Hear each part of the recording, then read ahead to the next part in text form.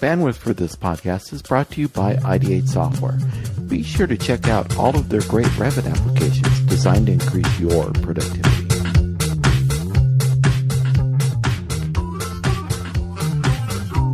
Welcome back to BIMThoughts. This is a new season of BIMThoughts. You thought we were gone and dead and lost forever, and be completely honest, so did I. But this guy named Carl Storms came along and said, he just stormed right in like he always does. And he says, let's get the band back together. So I said, all right, Carl, you're going to be in charge. And then I'll just be here to show up and talk and entertain everybody. And he said, deal.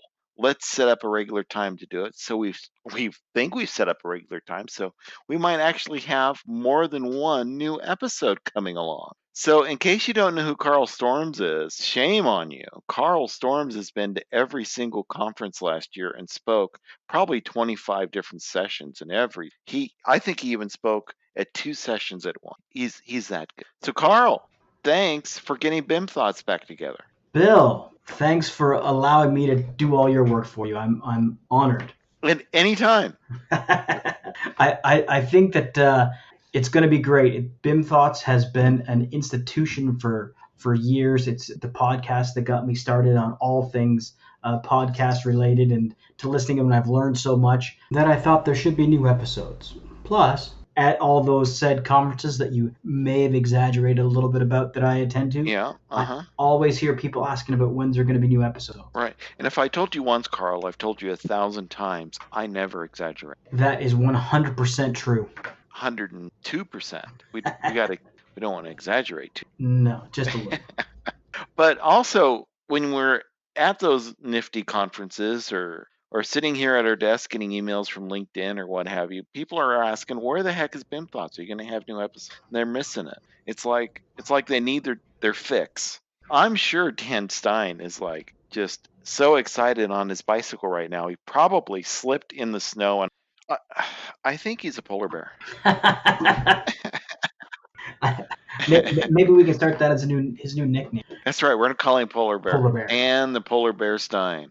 I like it. All right. Well, let's get Dan back on and have him talk about the polar bears. Absolutely. And speaking of changes, you have made a big change. I have. This is week 2 at my new job. I started working as the technical solutions lead for BIMTrack. You know what? I've never heard of BIMTrack until there. So tell me about BIMTrack. This isn't a BIMTrack commercial. This is a get back together, get the BIMThoughts started, but we need something to talk about. So tell me about BIMTrack. Well, let me tell you, BIMTrack is super duper awesome. And I'm not just saying that. Well, it should be super duper awesome if you left a job you were at for 150 to go to BIMTrack. Again, never exaggerates this guy. I never. Once, 1,000 times. But for realsies, Bill, I was at Imagine for almost 8 years. So yes, BIMTrack is pretty special to make me want to join the team. And you asked what BIMTrack does. In short, the elevator pitch is BIMTrack really is a communication platform for all your BIM coordination. That means that you have the ability to track issues. And when I say track issues, I don't just mean there's a hole in the drywall or someone forgot a detail on a sheet, but really anything that you want to assign to someone, have accountability, have a deadline, the ability to track it throughout the life of a project. That's what BIMTrack allows you to do. It also allows you to do that in your authoring platform of choice, whether you're working with Revit or perhaps reviewing inside of Navisworks. Maybe you're not familiar with those tools, so you want to look in the web portal. We have that access. And of course, there's OpenBIM. We have the ability to integrate with your OpenBIM platforms through IFC and BCF file format. So really what BIMTrack does is it makes your BIM collaboration process that much easier. So that's really what it does. So that's where I'm at now. And as far as being the technical solutions lead, everybody asks, well, what does that mean? Yeah, what does that mean? Great question, Bill. Glad you asked it. You're welcome. The short answer that I always give somebody is I'm going to be the evangelist for BIMTrack. Think of me as the Kelly Cohn or the Lynn Allen of BIMTrack. Wow. But what it really means is that I'm that guy that's going to help out the sales and marketing folks any sort of technical questions, workflows on the BIM side. I've got that experience, as well as going to conferences like the Built series and Uh-huh. AU, and being there to answer questions to help people understand what the platform, as well as just doing what I regular do, 2,700 abstracts for these, Hmm. speaking about all BIM. It's what I'm passionate about, Bill. You are the 20. You're going to go for 2,700 abstracts, Well, like you, I never exaggerate, but it's right? it's uh it's going to be more than one in less than the total amount. Okay, that's good. That's good.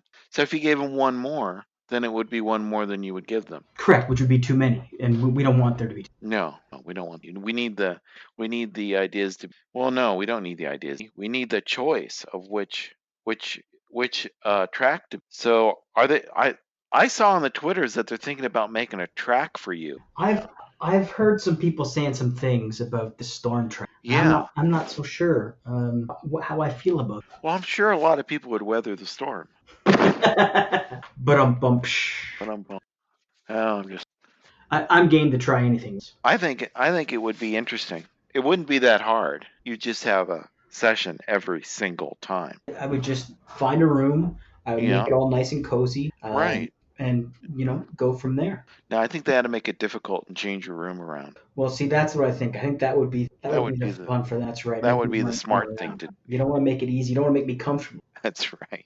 So when I last saw you at the Built show or conference, you were talking about how you went to the community college to learn programming, C sharp. How did that go? Is it still going on? That is a good question, and the short answer is it went. But I had a lot of fun with it, and I learned a ton of stuff. And even if it was just in understand when someone that's talking, whether it's programming an API or doing an add-in for Revit, or even some of the stuff that happens behind the scenes inside of, Hmm. just understanding what a namespace is, what logic they're using, how a loop works, just little things that, well, I don't program every day, certainly opened my eyes to a lot of things. I've been doing a lot of PHP and Python. And how's the Python going? I've never imagined or planned to get into HP, but the Python I've dabbled in. I've taken a few classes at AU and the like. It just happened to be that it was C sharp that I dove into Yeah, Python is a little too strict for me. in regards to. In regards of formatting, if you don't have like you can't mix your tabs and all your loops and everything are indented. So instead of like telling it to end the loop, the telling it to end the loop is actually taken away. So if you say, I want you to find all the red things in this set of objects, then you would say, find all the red things in this set of objects, and then indent and say what you want to do with those red things. And when you're all done telling you what to do, then turn the indentation off of the rest. So there's no like done or so it's kind of interesting. It's a little bit different, but once you get your head around it, Nice. then PHP, I started getting into PHP because of the Arduino and Raspberry Pi stuff. And I use PHP to talk to the database so I could have a remote device like a rover or a temperature probe or whatever I want. Just go to do a get response. It brings up a website I create and sends parameters to it, and then the website stores that data to the database. Away it goes. So it's very, very fast or secure. So I don't have to actually send credentials over the internet. Just send the data to and then it does it. Strips out all the bad stuff. So that's Very pretty. cool. And then I can have multiple devices talk at the same time and Also not cool. worry about overhead. I can do it all on a Pi. So I'm using that a lot more. And then I started a YouTube channel called Read the Factory Manual, RTFM.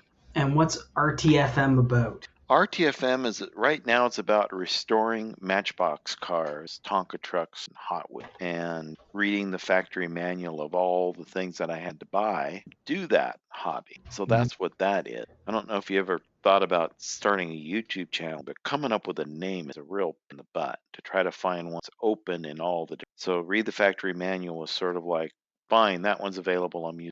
So everyone who's listening to BIM Thoughts, run over to YouTube.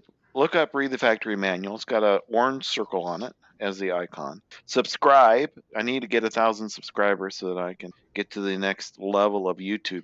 And then let the video run. Who cares if you watch it or not? But watching it would be nice. Just let it run so I get 1,000 hours, and that gives me to the next level of YouTube. There's a lot of requirements, but as you were Yeah. saying that, I went and I subscribed to read the factory manual. Look at that. Let's see if I got an email. And And so is Han Solo. and Han Solo is very excited what's going on. Han Solo. Han Solo barked first. Han Solo barked first. What kind of animal is Han Solo? He is a rescue, and he's about 11 months old. Yes. So what the heck, other than your new gig, what have you, and going to a programming class, what have you been doing? That's been it. I've been that's a lot. I mean, new Yeah. job, hobby. I did sort of kind of, and I say sort of kind of because like most things I started, I ordered a cool piece of tech from our friends, yours and mine, from Amazon. It could be Amazon, but Arduino Fruit. Oh. And it's called the Pi Badge. The Pi Badge. I technically. From Adafruit. No, that's what I meant. But yeah, so it's basically the size of a badge. It's got two holes to put lanyards on. And it's got a little ink-like display on the front. And I mean, you can actually set it up. The Pi Badge is in Correct. Python. So you can set it up to be like a little Game Boy or whatever. It's got an A and B button. It's got a start. It's got a select. It's got the four little buttons to give you north, south, east, west. But what I got it for was the little screen, because what I want to do is I want to have it set up so that I can wear it as my badge conference and connect it to the World Wide Web so that it will tell me my schedule. That is cool. You know, Don, he just went ape poo because it's up, down, left, right, not north, south, east, west. Well, if I was playing Contra, maybe. Yes. And so it's up, up, up, down, down, down, left, left, left, right, right, right, and then A, B, A, B, and then that opens up the secret level. That's fun. Well, that's cool. Yes, but that's really cool. That's as far as it's gotten. But I haven't, so I got to start. And the nice thing is that they make cool stuff, and it's got sensors and all sorts of stuff attached to it. But they also know that it has the ability to do things. Perhaps not everyone would want it for that functionality, so they make the Pi Badge. And they also make the Pi Badge, and LC is similar to the LT in our software. It means low cost. So there's a few less bells and whistles, but you just want a really cool small display that you can program. Circus Python, Maker Code, and there's one other thing, Arduino. Yeah, Arduino. You can use that, and so it takes and you set it up. That's cool. So that's going to be. Yeah. That'll be a project. I bought a e-ink thing to make a badge because that would take up less battery power. I have a whole pile of pies and assorted things like this that I work and barking dogs and things like that. Yeah. So I think didn't you stop your weekly BIM? I did. The blog. I don't know why that escaped me. This blog's still going, but after about 5.5 years of doing a weekly sort of roundup, and then for the last 2 years it was 2. I was doing a weekly roundup of posts and then a roundup of podcasts. I just thought it was time to try something different. Part of the reason why. So let's do it here. That's the same idea. We can have a little what do you call it?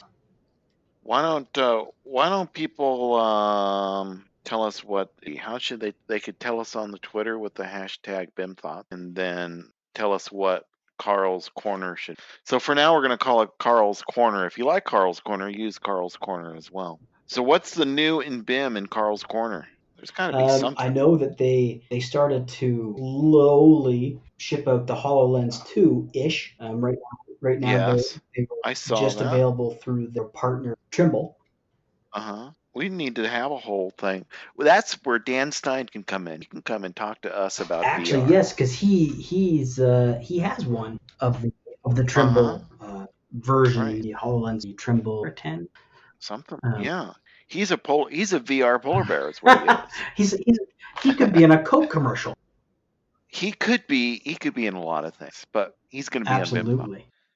So I'll email Dan. We'll get him talking on the next exciting episode. That will be way more exciting. That would be more exciting. But this is exciting enough because we're back. It just lets people know that we're back. It's quick, it's dirty, it's in the raw, and yes, we didn't even rehearse. What should they be expecting in the future? yes, they should be expecting making suggestions on the Twitter with the Yes. hashtag BIM and what they want to hear, who they want to hear about, and we'll try to get them on the line. I'd like to do some more interviews of interest people, sort of like that one we did a while back with the Mount Vernon Yep. stuff, where the guy was taking care of Mount Vernon. I also want to talk to architects to talk about the business of being a small architect. Product reviews are always fun. Revit releases, there's one coming up, I'm sure. You can get Harlan back on. Absolutely. And Paul Aubin, he wants to come on and talk about the stuff, the 3D scanning stuff he's I been think that would doing. be super exciting because we had tiny little 90-second chat about it at AU. So I was showing me here. That is. So those are some of the things we're thinking. Let us know what you are thinking and put it on the Twitter so everyone can chime in and tell us what's going on. Don't be afraid. Go ahead and tweet to us with hashtag BIMThoughts. Keep an eye on it. It's just a bunch of friends out there on Twitter. There's nobody mean. So there you go. Well, Carl, thank you for getting us back in the saddle Thanks for again. letting me let me be part of it, Bill, and I'm excited that we kept this under a half an hour. Me too. That's what we're trying to do. Quick and easy ones. I don't know how long Dan's bike ride is, but we're going to try to keep it within a Dan bike ride. Or actually, we're within almost. We're 4 minutes to an 4 minutes right short of now. the Aubin. That's right. So we'll try to keep it under an Aubin, but right about at a Stein. if a Stein is less than a half. All right. Well, thank you, everyone. Make sure you subscribe to my YouTube channel, read the factory manual, and we'll talk to you Bye. again. Goodbye. You've got podcast.